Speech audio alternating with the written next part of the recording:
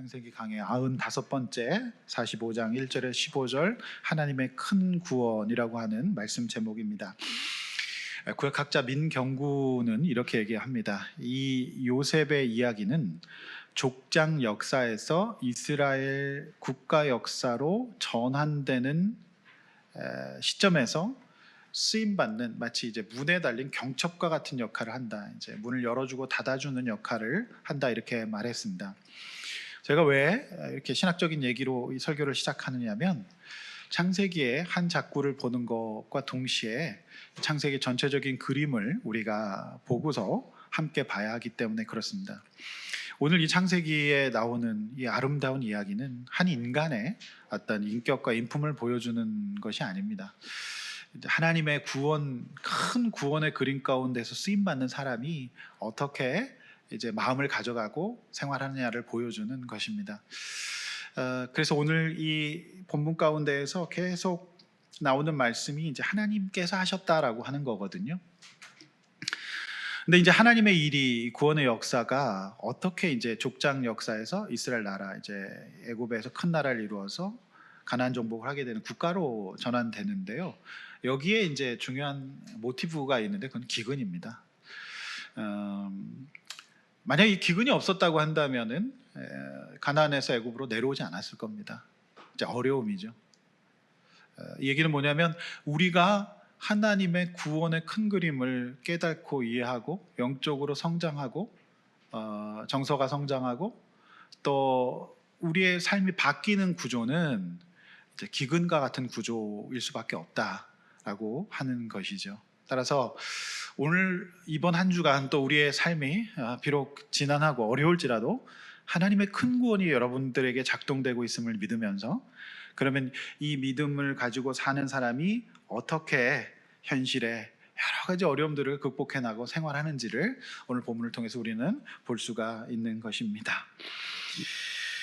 여러분의 인생이 하나님 구원의 관점에서 해석될 수 있기를 원하고요. 오늘 성경에서 가장 아름다운 장면이죠. 오늘 이 본문 45장은 정말 유명한 본문인데 이런 날들이 저와 여러분들 가운데도 올 수 있기를 주님의 이름으로 축원합니다. 다 풀고 정말 행복하고 회복되는 그날이 올 줄로 믿습니다. 도저히 풀릴 수 없을 것만 같았던 야곱의 이 가정의 아픈 가족사가 하나님의 큰 구원에서 어떻게 풀리는지를 오늘 본문을 통해서 우리는 확인하게 될 것입니다. 자, 하나님 말씀을 들으십시오. 본론입니다. 첫 번째, 하나님의 구원의 큰 구원 아래서 인생을 해석하는 요셉 1절 8절에서 볼 수가 있습니다. 성경 말씀 잘 보시면서 설교를 따라오시기 바랍니다. 1절, 요셉은 유다의 형의 성숙하고도 거룩한 모습을 보고서 그동안 꾹꾹 눌러왔던 이 정을 억제하지 못합니다. 감정을 억제하지 못하고 드디어 터뜨리게 됩니다. 애굽의 성공한 공직자로서 부하 직원들에게 한 번도 보이지 않았던 모습입니다. 소리 질러서 다 나가라. 그리고 웁니다. 그러니까 아무것도 모르는 형들에게 소리 질러 모든 사람 나가게 하고 처음으로 자기를 이제 알립니다. 내가 요셉입니다. 2절 말씀 보시면 자세한 이야기를 하기 전에 요셉이 할 수 있는 거는 큰 소리로 울부짖는 것밖에 없었습니다. 그렇지 않겠습니까? 사람은 그렇습니다. 말을 논리적으로 하기 전에요. 먼저 이게 너무 쌓인 게 많잖아요. 그러니까 울 수밖에 없어요. 이 소리가 얼마나 컸든지 애굽 사람들과 바로의 궁중에 있는 사람들이 다 들었다라고 합니다. 4,000년 전의 방음은 엉망이었던 것 같습니다. 지금은 어떤 해석자 그런 얘기 하더라고요. 지금은 샤시가 너무 좋아가지고 절대 안 들린다 그런 얘기를 하거든요. 4,000년 전에는 울면 다 들렸나 봅니다. 이거는 마치 짐승의 울부짖은 것 같았나 봐요. 그 우는 그 어떤 그 정말 속에서부터 나오는 길게는 25년, 짧게는 22년 묵은 울음입니다. 여러분 이런 울음을 혹시 울어보셨습니까? 아니면 그런 울음을 우는 사람을 보셨습니까? 저는 이 장면을 보면서요, 옛날 사람은 다 아는 장면인데요, 이산가족 찾기가 생각이 났어요. 기억 안 나신 분들도 있고 기억 나시는 분들은 다 옛날 사람입니다. 그 KBS 앞마당에 수많은 벽보가 걸리고 그게 이제 이게 혈육이 확인됐을 때 그 울음은 정말 짐승의 울부짖음처럼 네가 맞냐 하면서 우는 거죠. 그 국제시장 영화 보시면은 그 이제 방송을 통해서 이렇게 돼서 나 오빠 꽉 잡고 다녀라 했는데 그 동생이 그 천조각 갖고 있었다는 거 아닙니까? 그때 참 온 국민이 함께 울었습니다. 그거 모르시는 분들 전혀 공감이 안 되시는 것 같은데 그런 때가 있었어요. 이거 지금 25년 만에 만남 아닙니까? 그러니까 사실 저희 어머니는 6.25 때 부모님 두 분 다 잊어버리셨어요. 그래서 그거 보면서 어머니가 너무 우시더라고요. 그래서 엄마는 왜 안 찾아 그랬더니까 이미 나이가 많으셔서 돌아가셨을 거야 하면서 많이 울었던 기억이 납니다. 25년 만에 이 만남이에요. 참 슬프죠. 자, 말보다 먼저 나오는 것이 이런 감정인데요. 특히 이런 울음은 우리 인간도 이제 동물적인 존재죠. 뭐 육신을 갖고 있기 때문에 이제 동물적인 의사 전달 방법이에요. 그래서 제가 지난주에 이런 눈물은 치료적인 효과가 있다고 말씀드렸잖아요. 그래서 여러분 내 옆에서 누군가 울잖아요. 그건 그 메시지입니다. 그냥 위로해 주십시오. 우리 남자 집사님들 아내가 울죠. 울기 일단 하지 마시고요. 울면 그냥 정말 위로해 주십시오. 왜 울어? 이렇게 물어보지 마십시오. 근데 진짜 이게 제가 가장 병리적인 모습의 애니메이션 영화가 있는데요. 그건 이제 캔디라고 하는 영화입니다. 그걸 보면 캔디가 이렇게 얘기해요. 외로워도 슬퍼도 나는 안 울어. 참고 참고 또 참지 울긴 왜 울어. 여러분 이러면 사람이 죽습니다. 이러면 병원 가야 됩니다. 우십시오. 근데 저는 이제 치료자의 입장에서 이 본문을 봤을 때 요셉이 한참을 목 놓아 울었잖아요. 그러니까 이것도 굉장히 저는 유의미한 모습이라고 보는데요. 진짜 마음이 아픈 사람은요 감정 표현이 안 돼요. 그러니까 진짜 울어야 될 때 못 울고 또 기뻐해야 될 때 못 기뻐합니다. 그러니까 이런 국면의 상황에 맞는 때와 상황에 맞는 감정이 잘 살아나야 이제 회복이라고 볼 수가 있는 겁니다. 울 때 울고 또 그칠 때 이제 그쳐야 하는데요.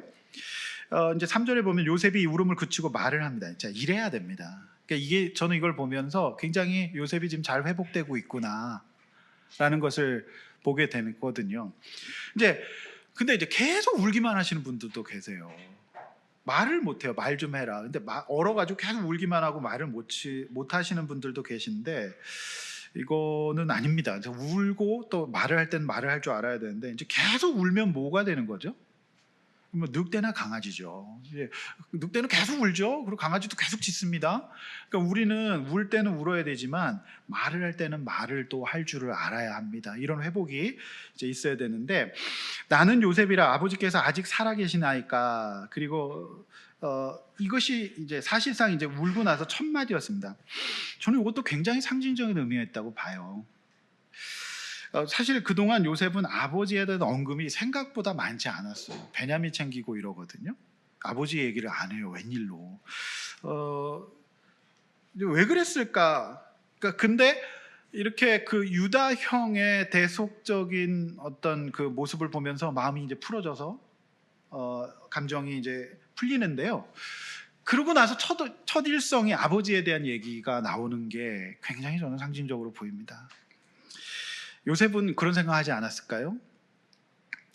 20년 전, 25년 전, 20년 전에 나를 아버지가 심부름만 안 보냈다면 이렇게 되지 않았을 텐데 그날 왜 아버지는 나를 형들 먹을 거 싸서 거기 가보라고 했을까? 또 왜 아버지는 나를 찾으러 오지 않을까?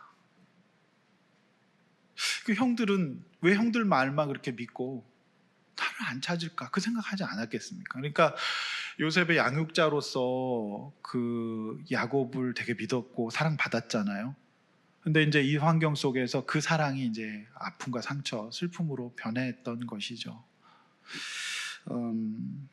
그래서 저는 이 부분을 보면서 우리의 마음의 근원적인 회복은 어디서 오느냐? 사실 그래요.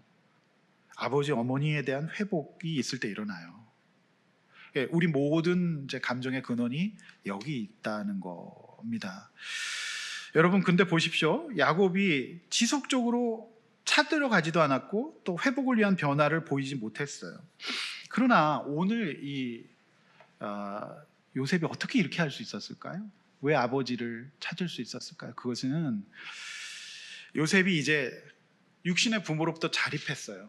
그리고 온전하시고 변함없으신 하나님 아버지를 만나서 지나간 세월 속에서 지속적으로 아픔보다 더 큰 은혜와 사랑을 온몸으로 확인했기 때문에 그렇습니다. 할렐루야.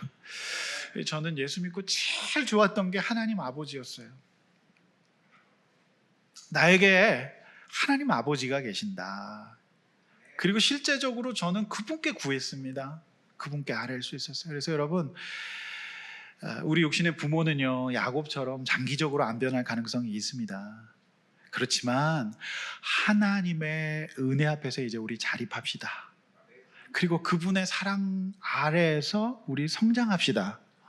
그래서 마음이 풀려서 우울해질 때 울고 기뻐할 때 기뻐하고, 또 미움과 저주와 이런 어떤 감정의 선의 조절, 이런 부분을 잘 못하는 것이 아니라 잘해서 건강한 대인관계, 건강한 가족관계 누릴 수 있기를 주님의 이름으로 축원합니다. 아직은 아닐지라도 단정하지 마십시오. 하나님의 구원의 큰 그림 안에 저와 여러분들은 있습니다. 만약 그게 없다면 오늘 이 자리에 여러분 절대로 있을 수 없습니다.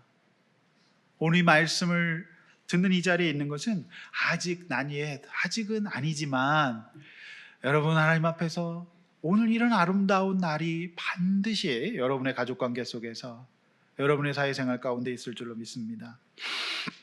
형들은 요셉의 통곡과 커밍아웃에 놀라서 대답을 하지 못합니다. 다음 주에 보실 26절에서 잃었던 아들이 살아있을 뿐만 아니라 애굽의 총리가 됐다는 말을 듣고 야곱은 못 믿어요. 근데 오늘 그 26절은 어리둥절로 번역하고 있지만, 전에 이제 여러분 보셨던 이제 개역 성경에는 기색이 이제 기색하여라는 말인데, 이 말은 뭐냐면 기절했다 뒤로 넘어갔다라는 뜻이에요. 그렇지 않겠습니까? 그러니까 이산가족 찾기에서 뒤로 넘어가잖아요. 너무 놀라서. 그러니까 이게 이 형들은 못 믿어요. 그래서 이 형들의 뇌는 정지되고 동궁에서 지진이 일어납니다. 4절 계속 봅니다. 요셉은 형들을 가까이 오게 합니다. 왜 그랬을까요?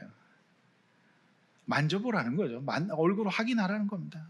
그렇지 않겠습니까? 멀리서 거리를 두고 있으니까 가까이 가서 보는 거예요. 부둥켜 안는 겁니다. 그리고 나서 이제 끌어안게 되는 거거든요. 만져봐야 아는 거예요.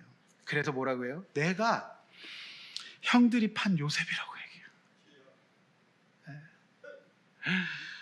진짜 눈물 납니다. 5절에서, 근데 5절에 이 말을 들은 형들 입장에서는 당장 무슨 생각할까요?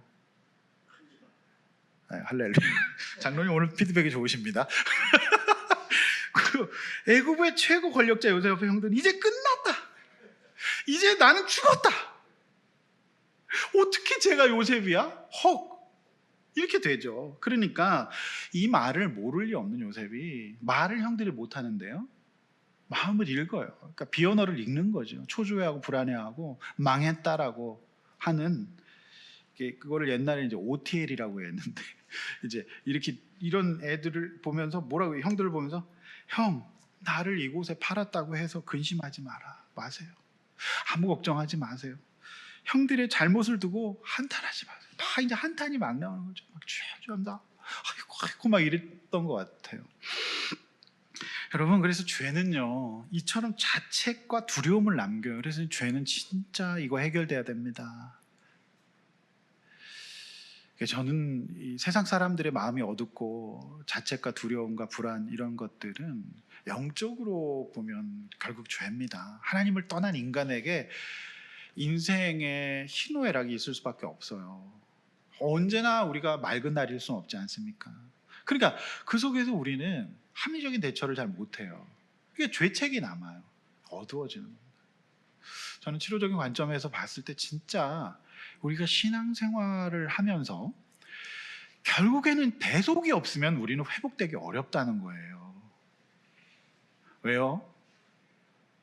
이거는요, 우리는 기본적으로 율법을 못 지킨단 말입니다. 그 제가 수요일 날도 말씀드렸잖아요. 율법은 좋은 거지만 그거를 우리가 못 지킨단 말입니다. 그러니까 뭔가 인간의 마음 속에는 두려움과 죄책, 불편함 이런 것들이 생기니까 그걸 방어하기 위한 여러 가지 행동들이 보이죠. 안 본다든지, 오히려 더 화를 낸다든지, 숨긴다든지 이렇게 되는 겁니다. 근원에는 이 문제가 있어요. 그래서 지금 이 형제 관계, 이걸 정말 되돌릴 수 없는 형제 관계인데 이 형제 관계를 요셉이 대속하지 않습니까? 두려워하지 마세요. 걱정하지 마세요. 그래서 여러분, 우리의 인생에는 정말 예수가 필요합니다. 저 여러분의 두려움과 죄책감, 불편함을 우리 예수님 다 십자가에서 져주셨음을 믿습니다. 그 은혜 가운데로 나아갑시다. 그러면서 동시에 그 율법을 우리가 최선을 다해서 넘어질지라도 다시 회개하는 방식으로 하고요. 또 내 주변에 이런 형제들을 볼 때마다 우리 그리스도의 대속을 우리도 묵상할 수 있었으면 좋겠습니다. 5절 하반절 중요해요. 하나님이 생명을 구원하시려고 나를 당신들보다 먼저 보내셨습니다. 그렇습니다. 이게 요셉은 하나님의 큰 구원의 틀 안에서 인생의 우여곡절을 가져가는 겁니다. 그러니까 이거는 긍정적인 심리고 보통 내가 정말 좋게 해석하자 성품이가 아닙니다. 이거 절대 안 됩니다. 이런 단계로 가려면 하나님이 저와 여러분들을 큰 구원의 틀 안에서 인도하시는 과정이다라는 그 믿음을 갖고 실제로도 보니까 거기서 안 싸우고 행복하게 지냈으면 기근마저 다 죽는 거 아닙니까? 그러니까 하나님이 이렇게 먼저 보내셨다는 말을 해요. 이거는 굉장한 해석이죠. 그러므로 저는 이 세상의 어떤 지식과 전문성도 하나님을 아는 것 그리고 그분의 큰 구원을 깨닫는 것보다 중요하지 않습니다. 하나님의 말씀, 하나님의 구원의 역사를 알고 사는 것이 가장 좋은 치료고 가장 좋은 회복의 방법이라는 사실입니다. 할렐루야. 믿으시길 바랍니다. 그걸 진짜 온전히 알아야 돼요. 그 큰 구원. 그걸 자꾸 그 생각으로 하나님 앞에서 여러분의 마음과 생각과 인생을 가져가야 됩니다. 6절 총 7년의 기근 속에서 아직 2년밖에 지나지 않았으므로 5년이 더 남았죠. 7절 하나님의 큰 구원으로 당신들의 생명을 보존하고 당신들의 후손을 세상에 두시려고 나를 당신들보다 먼저 보내셨다. 참 위대한 말씀입니다. 8절 그런즉 나를 이리로 보낸 이는 당신들이 아니요 하나님이시라. 하나님 없으면 네가 나를 이렇게 했어밖에 안 됩니다. 하나님이 나를 바로에게 아버지로 삼으시고 그 온 집의 주로 삼으셨으며 애굽 통치자로 삼으셨나이다. 정말 위대한 고백입니다. 이보다 더 아름다운 고백과 자기 인생에 대한 해석이 없습니다. 그래서 성경에서 이 모습 때문에 요셉을 사람들이 그렇게 사랑하는 거예요. 너무 멋지거든요. 정말 놀라운 고백입니다. 그래서 오늘 여러분 이번 주에 7절, 8절 이 말씀은 정말 다시 묵상하시면서 하나님, 저도 마음이 어려운데 인생의 우여곡절이 있는데 하나님의 은혜로 하나님의 큰 구원으로 제 인생을 이렇게 해석하고 아프지 않고 건강하게 바른 마음으로 살아갈 수 있도록 해달라고 간절히 기도하시기를 바랍니다. 제가 평소에 주목하고 있는 한 저자가 있어요. 이제 경희대 의대 소아청소년 정신과에서 40년을 근무하시다가 이제 올해 이제 은퇴하신 분이에요. 그래서 이분이 은퇴작으로 삶의 태도라는 책을 쓰셨습니다. 반건호 삶의 태도. 여러분에게 일독을 권합니다. 이분은 이제 국내 최고의 ADHD 전문가인데 이분이 삶의 태도라는 책을 써서 우리가 이제 뭐 마음 아픈 사람들 아이들 쭉 40년 동안 봤으니까 그거를 축약해서 삶의 태도라는 글을 쓰셨어요. 정말 좋은 책인 것 같았어요.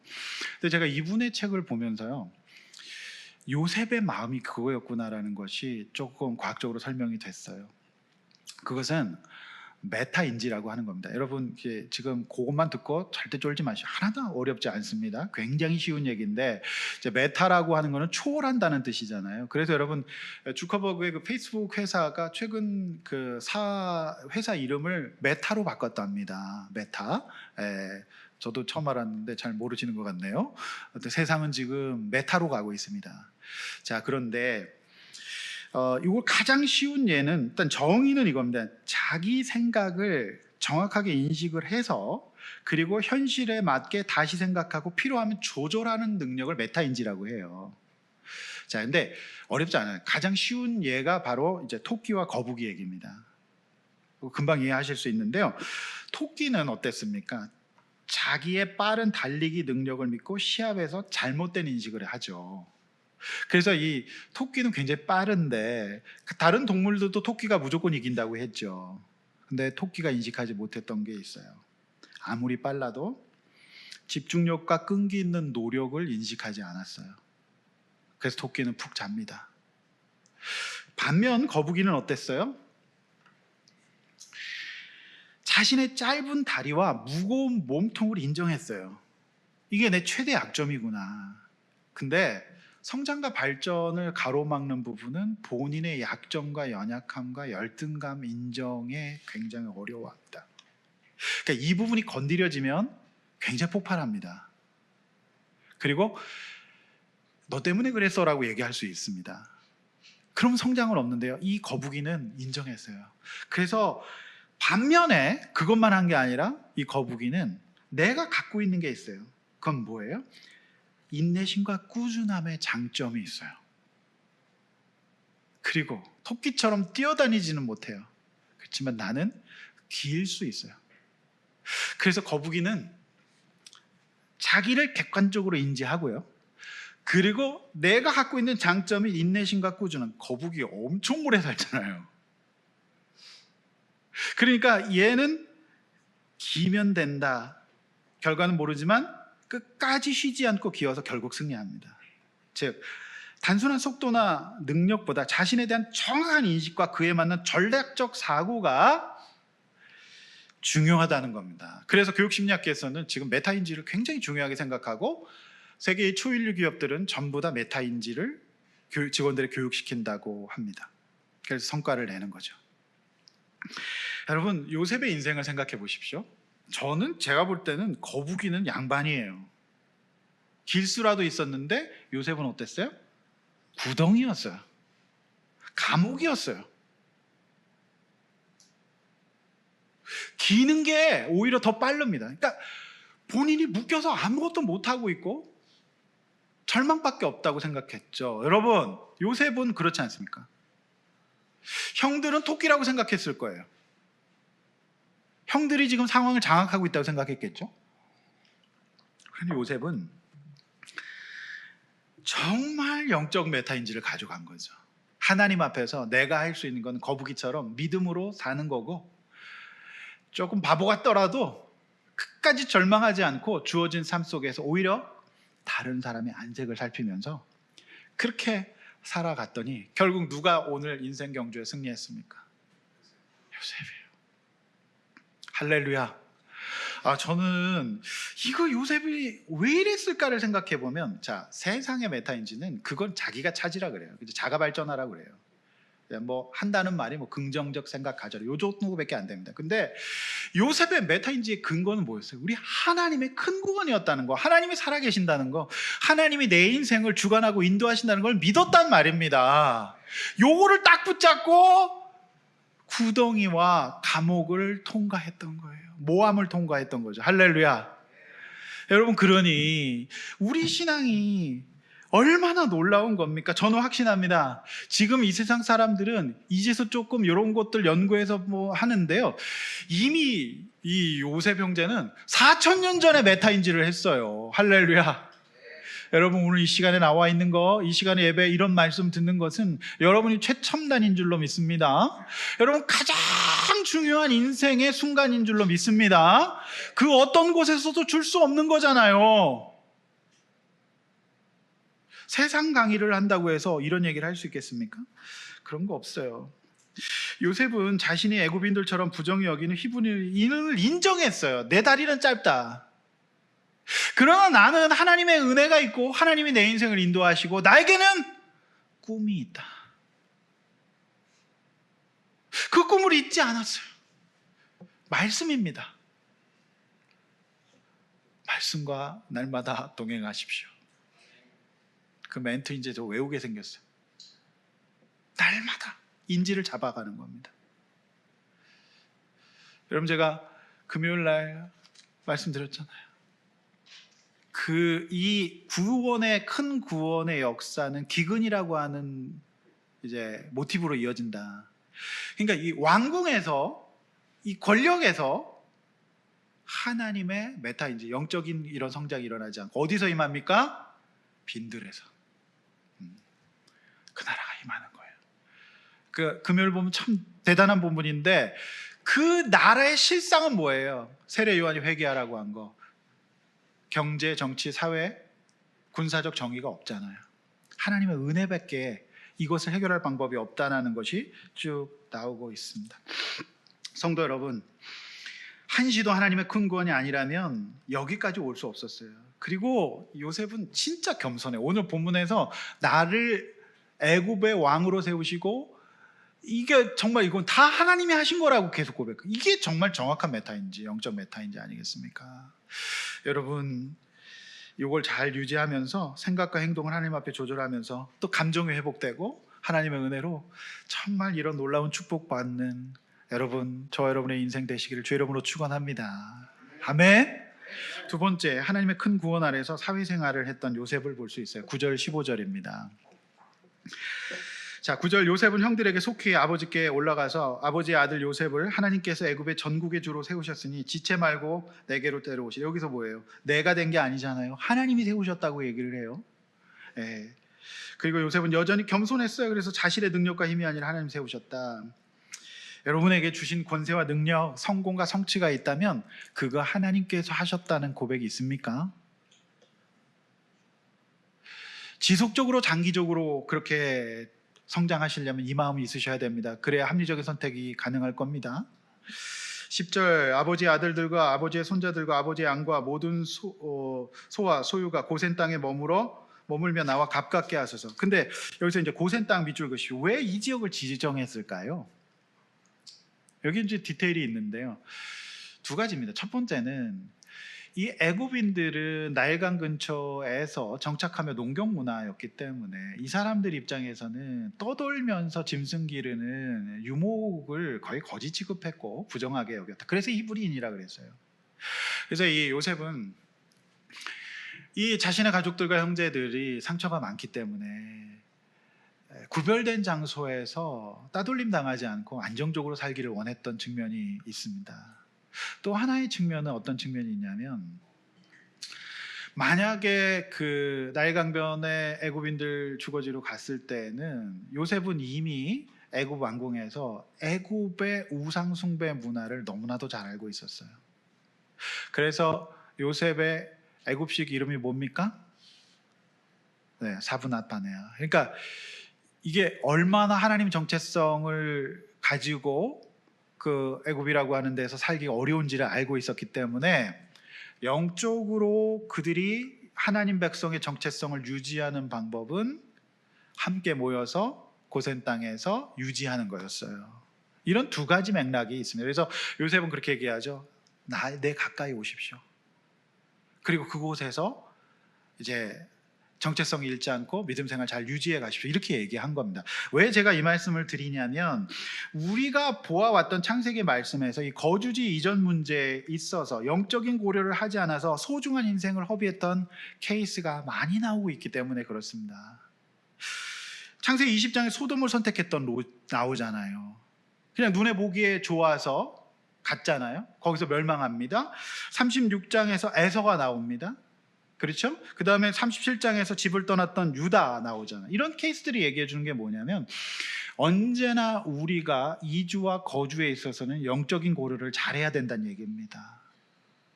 저는 우리 용인 동행교회가 여러분의 고센 땅이 되시기를 주의 이름으로 축원합니다. 11절, 요셉은 아직 5해나 남았으므로 흉년이 거기서 아버지와 가족들 돌보며 부족함이 없을 것이라고 얘기합니다. 12, 13절, 요셉은 자신의 말대로 애굽에서 누리는 모든 영화와 본 것을 아버지에게 전하고 속히 내려오시라고 얘기하죠. 14절, 자신의 친동생 베냐민과 한참을 울었어요. 근데 이제 저는 요 14절만 있고 15절이 없으면 살짝 시험 들 뻔했어요. 근데 15절에서 요셉이 이제 다른 형들과도 입맞추며 안고 웁니다. 예, 이게 진짜 화해죠. 그런데 15절에 더 인상적인 거는 그제서야 형들이 말을 해요. 이게 뭐예요? 형들은 안 믿었던 겁니다. 보복을 두려워하고 있었던 거죠. 저는 이 말씀 보면 참 마음 아파요. 가해자, 피해자 중에서 회복이 더딘 거는 오늘 본문에 따르면 가해자입니다. 근데 피해자 회복이 더딜 것 같죠? 혹시 피해를 입으신 분들은 너무 그렇게 슬퍼하지 마십시오. 가해자가 더 큰 처벌을 받을 겁니다. 그리고 회복이 덜 될 겁니다. 그래서 피해자에게 주신 하나님의 은혜가 있습니다. 할렐루야. 네, 그래서 16, 20절은 애굽의 바로 왕들과 애굽 사람들의 반응이 나오잖아요. 16절 요셉의 형들이 왔다는 소문이 바로의 궁에 들림에 바로 왕과 신하들 모두가 기뻐합니다. 기뻐하다 밑줄 그십시오. 신약 에베소 6장 6절 7절 말씀 오늘 본문과 관련해서 함께 읽어보겠습니다. 앞에 보시면서 읽습니다. 시작. 눈가림만 하여 사람을 기쁘게 하는 자처럼 하지 말고 그리스도의 종들처럼 마음으로 하나님의 뜻을 행하고 기쁜 마음으로 섬기기를 주께 하듯 하고 사람들에게 하듯 하지 말라. 눈가림만 하지 말고 사람에게 줄 서지 말고 그리스도의 종으로서 사회생활해라. 이 얘기는 뭐예요? 직장 사회생활을 예배로 올리는 겁니다. 그리스도의 종들처럼 하라. 그러니까 우리는 가서 세상 종이 아니라 사람의 종이 아니라 그리스도의 종으로서 하나님의 뜻을 행하는 곳이 직장과 사회생활이다. 사업이다. 이렇게 얘기하는 거예요. 그러니까 거기에는 고통이 있을지라도 기쁨이 발생됩니다. 하나님의 사명이니까. 그래서 우리 개신교는 직업 소명이라는 걸 믿습니다. 그래서 이걸 섬기기를 주께 하듯 하고, 여러분 그래요. 주께 하듯 하라. 그리고 사람에게 하듯 하지 말라. 이게 이제 그리스도인의 사회생활에 대한 사도 바울의 권면이에요. 이제 그렇게 돼야 된다. 생각해 보십시오. 왜 제가 이 말씀을 드렸냐면 요셉이 만일 이때까지 사회생활이 사도 바울이 권면했듯이 하지 않았다고 칩시다. 그러면 애굽의 바로왕과 신하들이 마치 거짓대 같은 유목민이었던 히브리인들이 왔는데 기뻐할 리가 있겠습니까? 대답 좀 해주세요. 있습니까? 없습니까? 전혀 없습니다. 전혀 기뻐하지 않아요. 요셉이 이 반응을 이끌어낼 수 있었던 것은 사도 바울이 권했던 바와 같이 요셉은 영적 메타인지를 유지하면서 무시당하고 약속이 안 지켜지는 상황 속에서도 오직 하나님의 나라의 큰 구원을 믿고 남들처럼 사람의 종처럼 살지 않았고 이 일이 자신의 공직 생활이 가족을 살리고 이스라엘 국가를 형성하는 일이라고 생각하고 했던 거예요. 참 놀랍죠. 근데 여러분 직장인들 여러분 너무 부담 갖지 마십시오. 여러분 요셉이 아닙니다. 이렇게 할 수만 있으면 얼마나 좋겠어요. 근데 이게 진짜 어렵죠. 그렇게 손님 대하기 어렵고 그렇게 거래처 대하기 어려워요. 그렇지만 그래서 일단 직업을 선택할 때 잘 하셔야 됩니다. 하나님의 뜻 가운데에서 배치되지 않도록 하셔야 되고요. 그래야 이런 게 작동할 수 있습니다. 그래서 저는 이제 그리스도인이 제일 정말 잘할 수 있는 일은 이제 교육이나 복지나 이런 섬기는 일, 또 유익한 일들 이렇게 할 수 있으면 좋을 것 같다는 생각을 하거든요. 사람 살리는 일, 치료적인 일들 그런 의미에서 굉장히 우리가 선택을 일단 잘해야 됩니다. 참 이 과정이 어렵죠. 그래서 우리가 이제 교회에서만 신앙생활하는 게 아니라 안팎의 구별이 이제 없는 것이 지금 이 시대 신약 시대의 성도입니다. 성도 여러분, 우리 이제 교회에서 신앙생활하고 예배당 나가면서 신앙 접는 게 아니라요.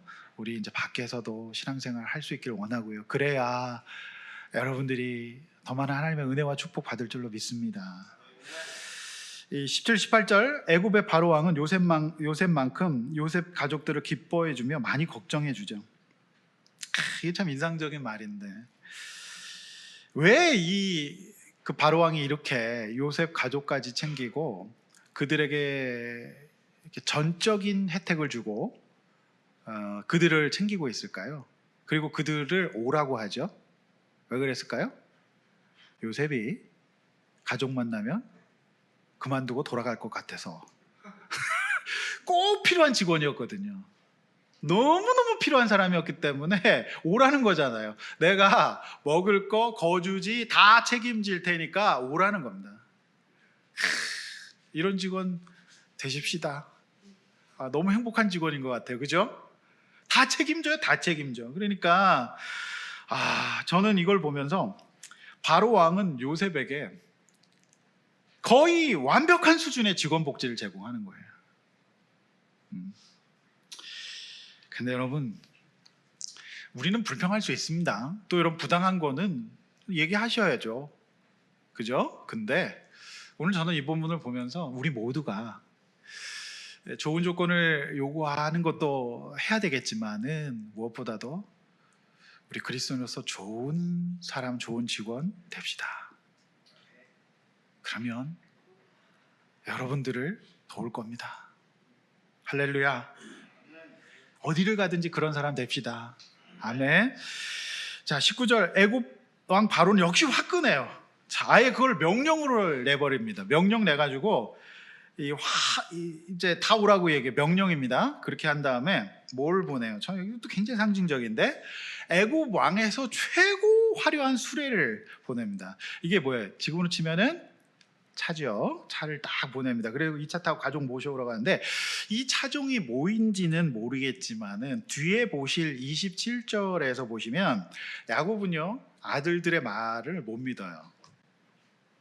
그리고 기색합니다.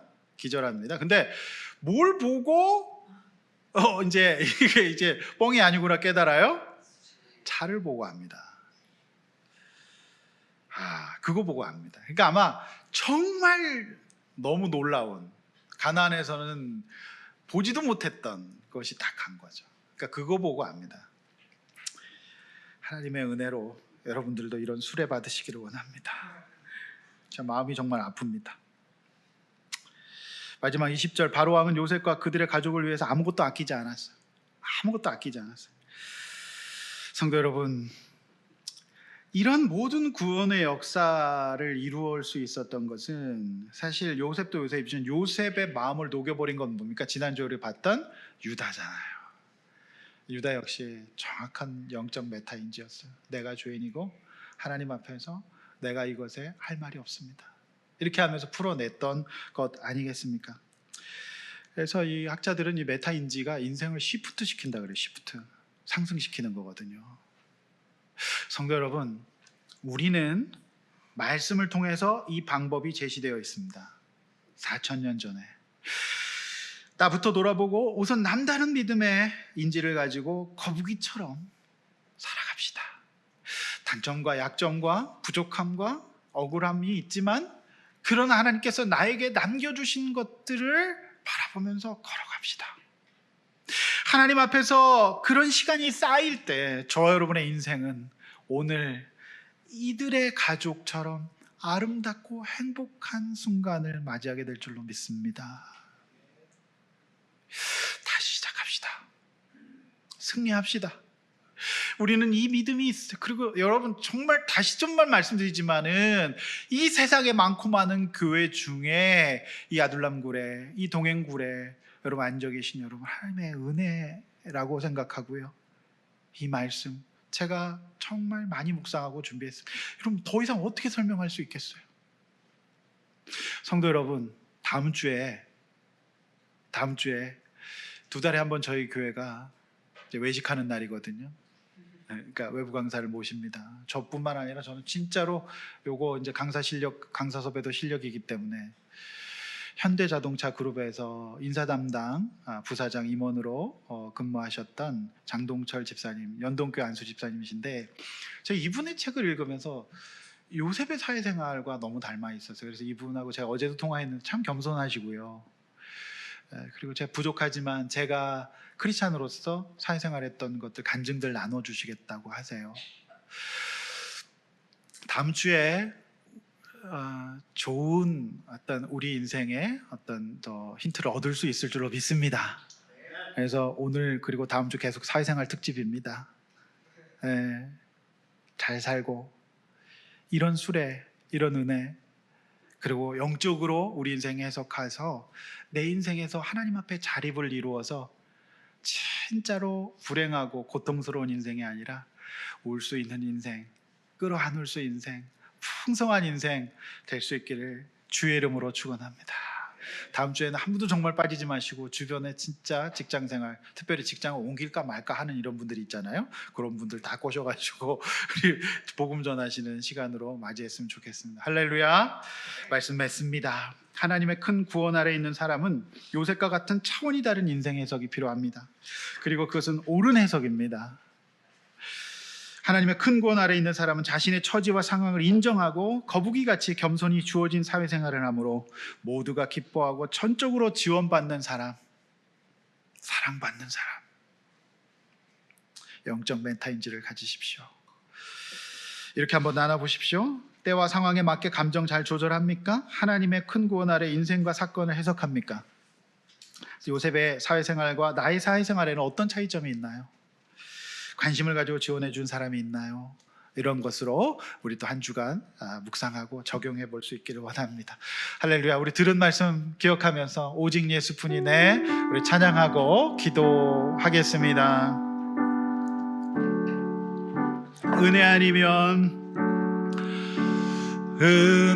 아니면 살아갈 수가 없네. 호흡마저도 다 주의 것이니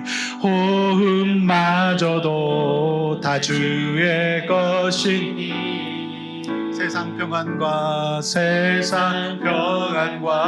위로 내게 없어 예수 오직 예수뿐이 하나님의 은혜로 범사에 형통하십시오. 크신 계획 다 볼 수도 없고 작은 고난에 지쳐도 주께 묶인 나의 모든 삶 버티고 견디게 하시네. 은혜 아니면 살아갈 수가 나의 모든 것 다 주께 맡기니 참된 평안과 위로 내게 오신 주 예수. 다시 한번 큰 목소리로 우리 하나님 앞에 내 인생을 맡기는 의미로 손들고 하나님 내 손잡아 주시옵소서. 크신 나는 모릅니다. 난 알 수도 없고 하나님 손잡아 주십시오. 고난에 지쳐도 주께 묶인 나의 모든 삶 버티고 견디게 하시네. 은혜 아니면 살아갈 수가 아멘. 나의 모든 것 다 주께 맡기니 참된 평안과 위로 내게 주신 예수 오직 예수뿐이네. 여러분 오늘 말씀 잘 들으셨죠? 세상 학문 별거 없습니다. 예수 잘 믿고요 말씀 잘 깨닫고 믿음 가지면 그게 최고 훌륭한 겁니다. 여러분 하나님의 말씀이 우리에게 등대가 되고 진리가 됩니다. 우리 그 믿음으로 살아가서 우리 요셉처럼 행복한 나날들 맞이하게 해주시고 다시는 물러서지 않고 정말 좋은 영적인 인지 가지고 하나님, 내 인생 풀어내게 하여 주시옵소서. 잘 해석하고 주어진 환경에서 모든 사람에게 사랑받고 기쁨 받는 사람 되기를 원합니다. 회개하셔야 됩니다. 하나님 은혜 달라고 주여 한번 외쳐 기도하겠습니다. 주여!